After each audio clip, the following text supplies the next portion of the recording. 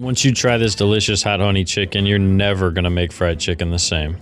First, we're gonna go into a bowl with 1.5 pounds of chicken breast, season it with 1 teaspoon of salt, 1 teaspoon of garlic and onion powder, as well as a 1/2 teaspoon of black pepper and a 1/2 teaspoon of paprika. And now it's time for the liquids. We're gonna go in there with 1 cup of buttermilk, as well as 1 tablespoon of lemon juice. And now it's time to get our hands dirty. We're gonna mix that up until nice and combined. We're gonna cover it up in saran wrap. We're gonna place it in the fridge for a minimum of 30 minutes, optimally a full 24 hours to get the best out of this marinade. See you tomorrow. Now we're gonna work on this breading. We're gonna go in with 1 cup of flour, as well as 1/2 cup of cornstarch. And don't forget to season up that breading. We're gonna go in with some garlic powder, onion powder, and some paprika, as well as black pepper. Just the same seasonings we used in the marinade.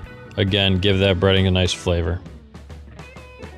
And now we're just gonna whisk that up until well combined. After our dry ingredients is all combined, we're gonna crack in 2 eggs into a separate bowl. This is gonna be our dredge. And now we're gonna also add in 2 tablespoons of whole milk, and we're just gonna whip that up. Now after that's all nice and mixed up, we're gonna begin to start breading up this chicken. We're gonna go in to our dry mixture first, and then put it into our egg wash, and then back into our dry mixture. Now this does 2 things. One is it helps get a nice crispiness to it, extra crispy. When you double batter these, they definitely always get more crispy. It's also gonna help ensure that our breading sticks on there and doesn't fall apart. Cause I don't know about you guys, but I've definitely made fried chicken before, and all the breading comes off when you're trying to get it out of that fryer. And that is definitely not what we want. Now we're gonna go ahead and put about 1 inch of oil into the stainless steel pan. We're gonna get this oil up to 350 degrees, and we're gonna start putting our chicken in. I got 4 pieces of chicken here, and we're gonna fry these in batches. I'm gonna do 2 at a time, because if you overcrowd the pan, the oil temperature drops and the chicken will just start to steam. It's not gonna cook right, trust me.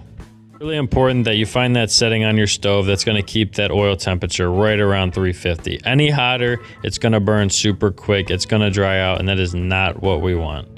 Look at how beautifully golden brown this chicken came out. It looks right out of a KFC commercial. Now we're gonna go in with the last 2 pieces, and trust me guys, it is completely worth the time to batch fry these. It gives the other pieces to cool off a little bit, and trust me, this chicken doesn't take long. It takes about 6 to 7 minutes.